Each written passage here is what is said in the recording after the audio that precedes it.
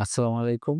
আমি doctor Nasir Ahmed Jewel, Jurain skin care সেন্টারে আমি এক নিয়মিত রোগী দেখছি।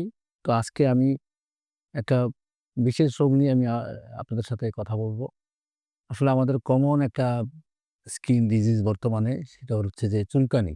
তো চুলকানির ভিতরে অনেক প্রকার আছে কিন্তু যেটা বর্তমানে প্রায় ঘরে, ঘরে বিভিন্ন জায়গায় এটা ছড়িয়ে পড়েছে সেটা হলো স্ক্যাবিস একটা রোগ। সেটা কিছু বিশেষ লক্ষণ নিয়ে আসলে আমরা বুঝতে পারি যে এটা স্ক্যাবিস।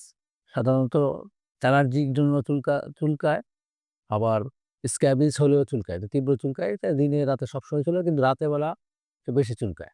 তো এটার আসলে যদি নিয়ম মাফিক আপনারা ভালো একজন চিকিৎসকের কাছে আসেন, নিয়ম মেইনটেইন করতে পারলে অবশ্যই এই স্ক্যাবিস ভালো হয় এবং এটা বিশেষভাবে যদি আপনারা চিকিৎসা নেন এবং আমাদের মতো যারা অভিজ্ঞ চিকিৎসক আছেন তাদের কাছে আসলে আমরা কিছু নিয়মকানুনের মাধ্যমে চিকিৎসা দিলে অবশ্যই ভালো হয় এবং এই আমি যে জুরাইন স্কিন কেয়ার যেখানে বিক্রমপুর প্লাজা জুরাইন রেলগেট সংলগ্ন মার্কেটের ৪র্থ তলায় অবস্থিত।